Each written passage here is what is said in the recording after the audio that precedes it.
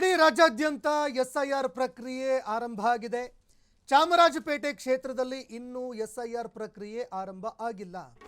ಚಾಮರಾಜಪೇಟೆಯಲ್ಲಿ ಕಾಂಗ್ರೆಸ್ ಮತ್ತು ಬಿಜೆಪಿ ಏಜೆಂಟ್ಗಳ ಮಧ್ಯೆ ತೀವ್ರವಾಗಿ ಗಲಾಟೆ ನಡೆದಿದೆ. ಈ ವಿಚಾರಕ್ಕೆ ಸಂಬಂಧಪಟ್ಟಂತೆ ಕಾಂಗ್ರೆಸ್ ಏಜೆಂಟ್ಗಳನ್ನ ನಿರ್ಲಕ್ಷ್ಯ ಮಾಡಿ ಬಿಜೆಪಿ ಜೊತೆ ಎಸ್ಐಆರ್ ಸಭೆ ಮಾಡಿದ್ದಾರೆ ಅನ್ನೋ ಆರೋಪ ಕೇಳಿಬಂದಿದೆ. ಒಟ್ಟು 31 ಬಿಎಲ್ಒಗಳ ಪೈಕಿ ಸ್ಥಳಕ್ಕೆ ಬಂದಿದ್ದು 14 ಬಿಎಲ್ಒಗಳು ಮಾತ್ರ. 31 ಜನ ಬರದೆ ಎಸ್ಐಆರ್ ಮಾಡೋದಕ್ಕೆ ಬಿಡೋದಿಲ್ಲ ಅಂತ ಕಾಂಗ್ರೆಸ್ ಪಟ್ಟು ಹಿಡಿದಿದೆ.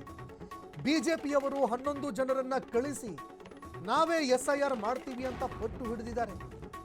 ಚಾಮರಾಜಪೇಟೆಯಲ್ಲಿ ಕಾಂಗ್ರೆಸ್ ವರ್ಸಸ್ ಬಿಜೆಪಿ ನಡುವೆ ತೀವ್ರವಾಗಿ ಗಲಾಟೆಗೆ ಕಾರಣವಾಗ್ತಾ ಇದೆ. ಇದು ಎಸ್ಐಆರ್ ಬಿಜೆಪಿ ಮತ್ತು ಕಾಂಗ್ರೆಸ್ ಜಟಾಪಟಿಗೆ ಎಸ್ಐಆರ್ ಸಿಬ್ಬಂದಿಗಳೇ ಬೇಸತ್ತು ಹೋಗಿದ್ದಾರೆ.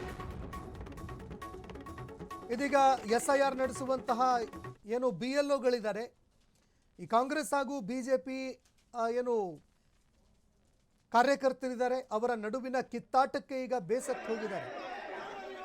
ಈವರೆಗೂ ಕೂಡ ಚಾಮರಾಜಪೇಟೆಯಲ್ಲಿ ಎಸ್ಐಆರ್ ಪ್ರಕ್ರಿಯೆ ಆರಂಭ ಆಗಿಲ್ಲ. ದೃಶ್ಯಾವಳಿಯಲ್ಲಿ ನೋಡ್ತಾ ಇದ್ದೀರಿ. ಇಲ್ಲಿ ಸಹಜವಾಗಿ ಎದುರಾಗುವಂತಹ ಪ್ರಶ್ನೆ, ಮನೆ ಮನೆಗೆ ಈ ಹಿಂದೆ ಶಿಕ್ಷಕರು ತೆರಳಿ ಮಾಹಿತಿಗಳನ್ನು ಕಲೆ ಹಾಕ್ತಾರೆ. ಸ್ಥಳೀಯ ಶಿಕ್ಷಕರು ಮತ್ತೊಬ್ಬರು ಮಗದೊಬ್ಬರು ಯಾರ್ಯಾರು ಡೆತ್ ಆಗಿದ್ದಾರೆ, ಯಾರ್ಯಾರು ಇದ್ದಾರೆ, ಯಾರ್ಯಾರು ಇಲ್ಲ, ಎಲ್ಲದರ ಬಗ್ಗೆಯೂ ಕೂಡ ಮಾಹಿತಿ ಕಲೆ ಹಾಕ್ತಾ ಇದ್ರು.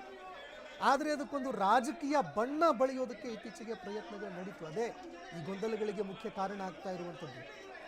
ಹಿಂದೆನೂ ಕೂಡ ನಡೀತಾ ಇತ್ತು, ಆದರೆ ಗೊಂದಲಗಳಿಗೆ ಕಾರಣ ಆಗ್ತಿರಲಿಲ್ಲ.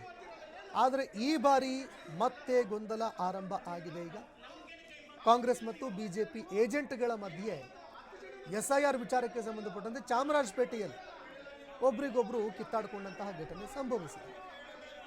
ಇದರ ನಡುವೆ ಈಗ ಬಿಎಲ್ಒಗಳು ನಾವು ಏನಪ್ಪ ಮಾಡಬೇಕೀಗ ಅಂತ ಧರ್ಮ ಸಂಕಟಕ್ಕೆ ಸಿಲುಕಿದ್ದಾರೆ.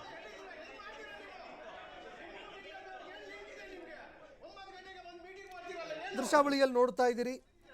11 ಜನ ಬಿಎಲ್ಒಗಳ ಜಾಗದಲ್ಲಿ ನಾವೇ ಏನು ಸರ್ವೆ ಮಾಡ್ತೀವಿ ಅಂತ ಬಿಜೆಪಿಯವರು ಅವರೇನೋ ಹೇಳಿದ್ರಂತೆ. ಮತ್ತೊಂದು ಕಡೆ ಇತ್ತ ಕಾಂಗ್ರೆಸ್ನ ನಾಯಕರು ಮುಖಂಡರು ಕೂಡ ಇಲ್ಲ, ಅವರ ಜೊತೆಗೆ ಸೇರ್ಕೊಂಡು ಇವರು ಪ್ರತ್ಯೇಕವಾಗಿ ಸಭೆ ಮಾಡಿದ್ದಾರೆ ಅಂತ ಆಕ್ರೋಶ ವ್ಯಕ್ತಪಡಿಸಿದ್ದಾರೆ ಅನ್ನೋ ಮಾಹಿತಿಗಳು ಲಭ್ಯವಾಗ್ತಾ ಇದೆ.